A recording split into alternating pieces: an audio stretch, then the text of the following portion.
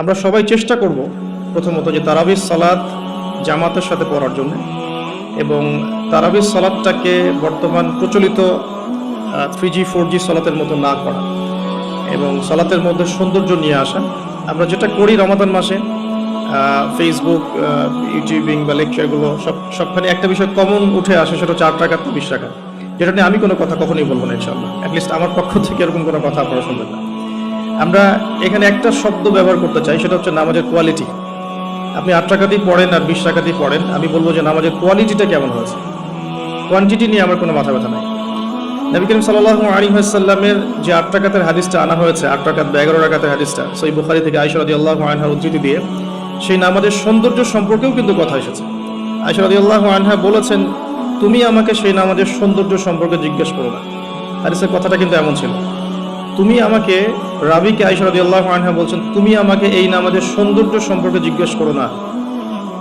তিনি কিয়াম করলেন, প্রথম রাকাতেই 1 পারা 2 পারা 2.5 পারা কোরআন পড়ে ফেললেন এবং রুকু করলেন। রুকুতে ততক্ষণ থাকলেন যতক্ষণ তিনি কিয়ামে ছিলেন। রুকু থেকে উঠে ততক্ষণ দাঁড়িয়ে থাকলেন যতক্ষণ রুকুতে ছিলেন। সিজদায় গিয়ে ততক্ষণ থাকলেন যতক্ষণ তিনি দাঁড়িয়ে ছিলেন। তার পা ফুলে যেত। আমরা রাকাত সংখ্যা নিয়ে ঝগড়া করি, কিন্তু তিনি অল্প রাকাত নামাজের যে দলিল, সেখান থেকে আমরা কোয়ালিটি নিয়ে কথা বলি না। আদৌ কি আমরা এভাবে 8 রাকাত নামাজ পড়ছি যেভাবে রাসূলুল্লাহ সাল্লাল্লাহু আলাইহি ওয়াসাল্লাম করেছেন? রাকাত সংখ্যাটা বড় কথা নয়, বড় কথাটা হচ্ছে যে আমাদের নামাজের কোয়ালিটিটা কতটুকু হচ্ছে, নামাজের ধীর স্থিরতা কতটুকু হচ্ছে, কতটুকু কোরআন তেলাওয়াত করছি, রুকু সিজদা কত লম্বা করছি। আমি জানি এখানে আমরা তার মতো করে করতে পারবো না, এটা আমি জানি, কিন্তু কিছু পরিবর্তন আমরা আনতে পারি। প্র্যাকটিক্যাল সেই কথাগুলো বলবো ইনশাআল্লাহ। যেমন নর্মালি আমরা নামাজ দাঁড়িয়ে হয়তো সূরা ফাতিহা পড়ি, সূরা ফাতিহা পড়ার পরে আমরা একটা সূরা মিলিয়ে পড়ি। আমরা রমাদান মাসের সাওমে একটা সূরার জায়গায় আরো কয়েকটা সূরা মিলিয়ে পড়তে পারি। আপনার কিয়ামটা কিন্তু লম্বা হবে। হয়তো আপনি হাফেজ নন, কিন্তু আপনি চাইলে কিন্তু কয়েকটা ছোট ছোট সূরা একসাথে পড়তে পারেন, যাতে করে আপনার টাইমটা কিন্তু লম্বা হচ্ছে, আপনার কিয়ামটা লম্বা হচ্ছে। এবার আপনি রুকু করছেন, রুকুতে গিয়ে আমরা সাধারণত একটা তাসবিহ পড়ে ফেলি, সুবহান রাব্বিয়াল আযীম, সবাই এটাই পড়ি। ম্যাক্সিমাম মানুষ 3 বার পড়ে আমার জানা মতে। রমজান মাসে আপনি এটাকে সৌন্দর্যমণ্ডিত করতে পারেন, আপনি চাইলে আরও একটা তাসবিহ অ্যাড করতে পারেন, সুবহানাকা আল্লাহুম্মা রাব্বানা ওয়া বিহামদিকা আল্লাহুম্মা গফিরলি, এটা একটা তাসবিহ আছে। অথবা সুবহুন কুদ্দুসুন রব্বুল মালাইকাতি ওয়া রূহ, এটা অ্যাড করতে পারেন। আপনি কিন্তু আরও এক্সট্রা 2টা তাসবিহ অ্যাড করলেন, আপনার রুকুটা লম্বা হলো, নামাজটার মধ্যে সৌন্দর্য বাড়লো। আমরা উঠে দাঁড়িয়ে অনেক সময় সামি আল্লাহু লিমান হামিদা বলেই আমরা চলে যাই সিজদায়। আমরা কিন্তু ওখানে রব্বানা ওয়া লাকাল হামদুল পড়েও হামদান কাসীরান তাইয়িবান মুবারাকান ফীহি বলতে পারি, সময়টা বাড়লো, রুকুটার সৌন্দর্য বাড়লো। সিজদায় গিয়ে আমরা যা করি, সুবহান রাব্বিয়াল আ'লা 3 বার বলি, উঠে চলে আসে। অনেকে হয়তো 3 বারের জায়গায় 5 বার 7 বার 10 বার অনেকে এভাবে বলি। কিন্তু আমরা এই রমজান মাস থেকে নিয়াত করতে পারি, চেষ্টা করতে পারি যে সিজদায় গিয়ে আমরা একাধিক তাসবিহ পড়লাম এবং কমপক্ষে 1টা 2টা দোয়া হলেও সিজদায় করলাম। আল্লাহুম্মা আতিনা ফিদ দুনিয়া হাসানা ওয়া ফিল আখিরাতি হাসানা ওয়া কিনা আযাবান নার। এই দোয়াটা জানে না এমন কোনো মানুষ কিন্তু নাই। নবী সাল্লাল্লাহু আলাইহি ওয়াসাল্লাম বলেছেন, সিজদায় মানুষ আল্লাহর এত কাছে থাকে যত কাছে সে কখনোই থাকতে পারবে না। আমরা সিজদায় দোয়া করলে সিজদার সময়টা বাড়লো, নামাজের সৌন্দর্য বাড়লো।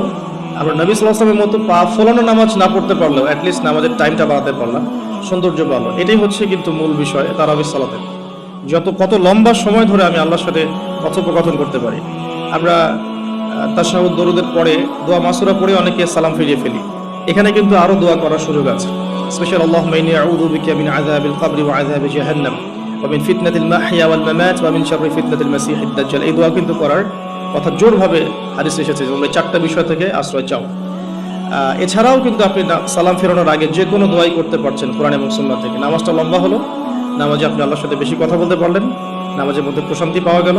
এভাবে নামাজ পড়ার পরে দেখবেন 2 রাকাত নামাজ পড়লে আপনার মনের মধ্যে শান্তি চলে আসছে। অথচ 3G 4G স্পিডে আপনি 10 টাকাত 20 টাকাত নামাজ পড়লে কিন্তু মনের মধ্যে শান্তি পাচ্ছেন না। মূল বিষয়টা কিন্তু এই জায়গায়। তো প্রথমে স্টার্টটা হবে আমাদের তারাবি থেকে আজকে।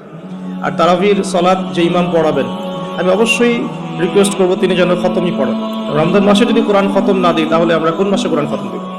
এবং খতম দিতে হবে বলেই যে খুব জোরে তেলাওয়াত করতে হবে 5G স্পিডে, যাতে কেরাত কি করা হচ্ছে ইমাম সাহেবও বুঝতে পারছেন না, মুক্তাদিও বুঝছেন না। এখানে নামাজে কোরআনের হকটা ঠিক মতো আদায় হয় না। একটু ধীর স্থিরভাবে পড়া যেতে পারে। আমরা হয়তো প্রত্যেকটা আয়াতের শেষে ওয়াকফ করতে পারছি না, যেটা নবী সাল্লাল্লাহু আলাইহি ওয়াসাল্লামের সুন্নাহ ছিল। নবী করিম সাল্লাল্লাহু আলাইহি ওয়াসাল্লাম কিন্তু প্রত্যেকটা আয়াতের শেষে ওয়াকফ করতেন, থামতেন, থেমে থেমে তিনি তেলাওয়াত করতেন। হয়তো আমরা সেটা করতে পারি না, কিন্তু আমরা চেষ্টা করতে পারি তেলাওয়াতটার টেম্পোটা যেন কমে যায়, যাতে করে 2 রাকাত নামাজ পড়তে মিনিমাম 5 থেকে 8 মিনিট সময় লাগে। এই নামাজটা পড়লে আমরা মোটামুটিভাবে কিছুটা হলেও হক আদায় করতে পারবো ইনশাআল্লাহ। আমি কিছু প্র্যাকটিক্যাল কথা বলছি, কারণ প্র্যাকটিক্যালি দেখে দেখে আমার কাছে এগুলো মনে হয়েছে, এই টিপসগুলো হয়তো এগুলো কাজে দেবে ইনশাআল্লাহ। এছাড়াও আমরা জামাতের সাথে নামাজ পড়ার পর আমরা যেটা করতে পারি সেটা হলো শেষ রাত্রে আমরা আবারও ওঠার অভ্যাস করতে পারি। আমরা যদি আর্লি ঘুমিয়ে যাই, এবং রমাদান মাসে আমাদের এটা অভ্যাস করতে হবে, আমরা যেন আর্লি ঘুমাই। আর্লি যদি ঘুমিয়ে যাই, আমরা শেষ রাতে ইনশাআল্লাহ সাহারি করার মিনিমাম 1 ঘন্টা 1.5 ঘন্টা আগে যদি উঠতে পারি, শেষ রাতে গিয়ে আমরা আবারও কিন্তু 2-4 রাকাত 8-10 রাকাত নামাজ পড়তে পারবো ইনশাআল্লাহ, এবং পরিবারের সদস্যদেরকে ওঠাতে পারবো। আর এই সময়টা সেই সময় যে সময় আল্লাহ রাব্বুল আলামিন প্রথম আসমানে নেমে আসেন এবং বান্দার জন্য আহ্বান করতে থাকেন, কে আছো আমার কাছে কিছু চাইবে, আমি তোমাকে তা দেবো। কে আছো আমাকে ডাকবে, আমি তোমার ডাকে সাড়া দেবো। কে আছো আমার কাছে ইস্তেগফার করবে, আমি তোমার গুনাহগুলোকে মাফ করে দেবো। তো শেষ রাত্রে দোয়া কবুল হয়। দোয়া কবুলের এই সময়টাতে আমরা যেন ঘুমিয়ে না কাটাই, মিনিমাম 1 ঘন্টা আগে আমরা ওঠার চেষ্টা করব শেষ রাত্রে। তাহলে ওই সময়টা আমরা ইনশাআল্লাহ তাআলা ইবাদতে কাটাতে পারবো। আল্লাহ পাক তৌফিক দান করুন, আমিন। তো আমরা রমাদানের স্টার্টটা করব আজকের তারাবি থেকে, এবং আজকের রাতের আপনার লাস্ট শেষ রাত্রে কিছু নামাজের মধ্য দিয়ে, যেটাকে অনেকে তাহাজ্জুদ বলে থাকেন।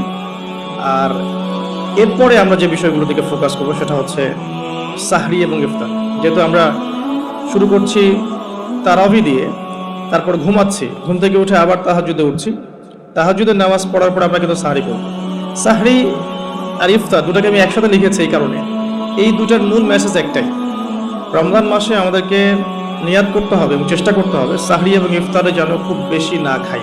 প্রথম কথা হচ্ছে এটা, সাহরি এবং ইফতারে এত বেশি খাওয়া যাবে না যেটা আপনার সওমের আধ্যাত্মিকত্ব নষ্ট করে ফেলবে। সওমের যে রুহানিয়াত বা আধ্যাত্মিকত্ব আছে, এটা বেশি খেলে নষ্ট হয়ে যাবে, বেশি ঘুমালে নষ্ট হয়ে যাবে, বেশি কথা বললে নষ্ট হয়ে যাবে, আড্ডা পিটালে, গল্প করলে, অনলাইনে সময় অপচয় করলে, অন্যান্য মুভিজগুলো দেখলে আপনার রমাদানের নূর কিন্তু নষ্ট হয়ে যাবে। বেশি খাওয়ার অভ্যাসটা ত্যাগ করতে হবে রমাদান মাস থেকেই।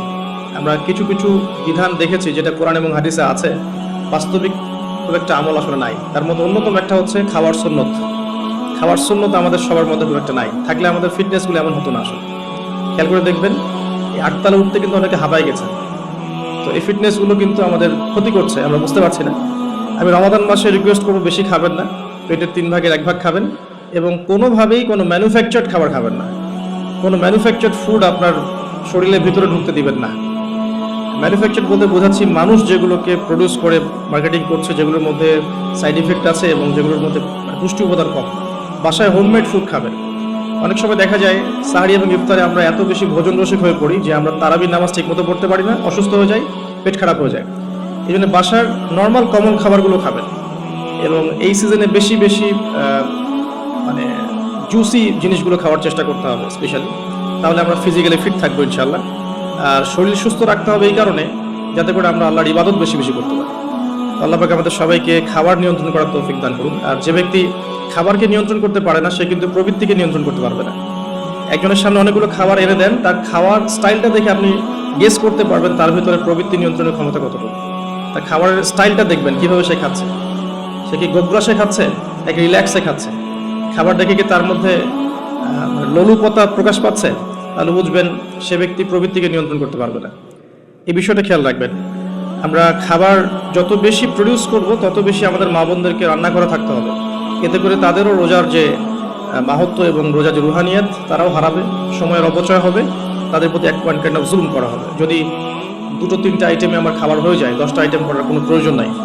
সো ম্যানুফ্যাকচার্ড খাবার আমরা বাদ দিব, ম্যানুফ্যাকচার্ড ড্রিঙ্কস বাদ দিব, এবং হোমমেড খাবারগুলো থেকে অভ্যস্ত হবে ইনশাআল্লাহ। আল্লাহ পাক তৌফিক দান করুন, আমিন। এবং রমাদান মাসে আমরা যেগুলো করার নিয়াত করছি, এগুলোকে সারা বছর কিন্তু ধরে রাখতে হবে আর কি। আল্লাহ রাব্বুল আলামিন আমাদেরকে তৌফিক এনায়েত করুন, আমিন। তো তারাবি, তাহাজ্জুদ এবং খাবারের পরে ইফতারের কথাটা একটু অ্যাড করে দিই। যে ইফতারে এত বেশি খাবেন না যাতে করে তারাবির নামাজটা আপনি পড়তে না পারেন। ইফতারে নবী সাল্লাল্লাহু আলাইহি ওয়াসাল্লাম যে খাবারগুলো খেতেন, সেই সুন্নাহ সম্মত খাবারগুলো খাওয়ার চেষ্টা করবেন ইনশাআল্লাহ। আল্লাহ তৌফিক দান করুন। এরপরে আমি যে কয়েকটা পয়েন্টস লিখেছি, তার মধ্যে একটা হচ্ছে যে রমাদান মাসে সম রাখা অবস্থায় প্রথম কাজ আমাদের 5 ওয়াক্ত সালাত জামাতে পড়া। সারা বছর কি করেছি, তো এই রমাদান মাস থেকে নিয়াত করতে হবে যে 5 ওয়াক্ত সালাত যেন জামাত না ছুটে যায়। এটা যারা লোকাল তাদের জন্য খুব প্রযোজ্য, যারা মুসাফির তাদের হয়তো ছুটতে পারে। যদি ছুটেও যায় একা একা পড়ে ফেলতে হবে। যদি সম্ভব হয় বাসায় জামাত করা যেতে পারে যদি ছুটে যায়। রমাদান মাসে 5 ওয়াক্ত সালাত জামাতে পড়লে অন্যান্য মাসের যে নেকি তার চেয়ে মিনিমাম 70 গুণ নেকি বেশি হবে ইনশাআল্লাহ। আর জামাত একটা ঐক্য দেয়, একটা পরিচিতি হয়, হৃদ্যতা ভালোবাসা বাড়ায়। একটা মুসলিম কমিউনিটির মধ্যে জামাতের গুরুত্ব অনেক বেশি। জামাতের সাথে নামাজ এই বিষয়টার গুরুত্ব অনেক বেশি। আমরা রমজান মাসে অ্যাটলিস্ট এই মাসে অভ্যস্ত হই যাতে করে আমাদের রমাদানের 5 ওয়াক্ত সালাত জামাতটা ছুটে না যায়। আল্লাহ পাক তৌফিক দান করুন। স্পেশালি ফজরের সালাত এবং এশার সালাত এই দুটো জামাত যেন কোনোভাবেই না ছুটে যায়। আল্লাহ পাক আমাদেরকে তৌফিক এনায়েত করুন। ফরজগুলো আদায়ের পাশাপাশি এরপর আমি নোট করেছি রমাদান মাসে ডেইলি 12 রাকাত সুন্নাহ আদায় করার চেষ্টা করা উচিত। আমরা অনেক সময় দেখা যায় ফরজ নামাজগুলো পড়ি, সুন্নত নামাজগুলো তো অনেক সময় গাফিলতি হয়ে যায়, মিস হয়ে যায়। রমজান মাসে ফরজকে যতটা গুরুত্ব দিচ্ছি সুন্নাহকেও ততটা গুরুত্ব দেওয়া উচিত। কারণ এই মাসে একটা নফল আপনাকে সুন্নার নেকি দিয়ে দিবে, একটা সুন্নাহ আপনাকে ফরজের নেকি দিয়ে দিবে ইনশাআল্লাহ। তো 12 রাকাত সুন্নাহ এই কারণে বলেছি কারণ এটা সহজ সাধ্য এবং সবাই করতে পারবে ইনশাআল্লাহ। ফজরের আগের 2 রাকাত সুন্নাহ, জোহরের পূর্বে 4 পরে 2, এশার পরে 2 আর মাগরিবের পরে 2, এই যে মোট 12 রাকাত সুন্নাহ। নবী সাল্লাল্লাহু আলাইহি ওয়াসাল্লাম বলেছেন যে ব্যক্তি এই 12 রাকাত সুন্নাহ আদায় করবে প্রতিদিন তার জন্য জান্নাতে একটা করে ঘর নির্মাণ করা হবে ইনশাআল্লাহ। তো রমাদান মাসে আমরা এই সুযোগটা নষ্ট করব না। আল্লাহ পাক আমাদেরকে তৌফিক এনায়েত করুন, আমিন। তো 5 ওয়াক্ত সালাত জামাতের সাথে 12 রাকাত সুন্নাহ। আমরা কিন্তু প্রতিটা কাজ করছি কি উদ্দেশ্যে? ওই যে শেষের অংশটুকু লাআল্লাকুম তাত্তাকুন, এই যে তারাবি, আমার এই তাহাজ্জুদ, আমার এই কম খাওয়া, আমার এই কম কথা বলা, কম মেলামেশা করা মানুষের সাথে, আমার হালাল স্ত্রীকে ছেড়ে দেয়া, খাবার পানি ছেড়ে দেয়া, 5 ওয়াক্ত নামাজ জামাতে পড়া, ডেইলি 12 রাকাত সুন্নাহ আদায় করা, এগুলোর উদ্দেশ্য কি? আমার উদ্দেশ্যটা কিন্তু ওইটা লাআল্লাকুম তাত্তাকুন, যাতে করে আমি শক্তি অর্জন করতে পারি, যেই শক্তি দিয়ে আমি ইসলামের বিজয় অর্জন করতে পারবো। উদ্দেশ্য কিন্তু আমাদের এইটা। এগুলো জাস্ট কাজ এবং মাধ্যম। সামনে যাচ্ছি রমাদান মাসে আমরা বেশি বেশি দোয়া করার চেষ্টা করবো ইনশাআল্লাহ। কারণ সওম রেখে বেশি বেশি দোয়া করতে উৎসাহিত করা হয়েছে। কারণ 3 ব্যক্তির দোয়া ফেরত দেওয়া হয় না। একজন মুসাফির, যে ব্যক্তি সফরের মধ্যে আছে, আল্লাহর কাছে দোয়া করলেই দোয়া কবুল হবে ইনশাআল্লাহ। একজন ব্যক্তি যে পিতা বা মাতা হয়েছে তার সন্তানের জন্য দোয়া করলে দোয়া কবুল হবে ইনশাআল্লাহ। আরেকজন হচ্ছে সে ব্যক্তি যে ব্যক্তি রমাদান মাসে বা অন্য যে কোনো সময় রোজা রেখেছে, সওমরত অবস্থায় তার দোয়াকে ফেরত দেওয়া হবে না। স্পেশালি সে যদি ইফতার করতে থাকে সেই সময়ের দোয়াকে তার ফেরত দেওয়া হবে না ইনশাআল্লাহ।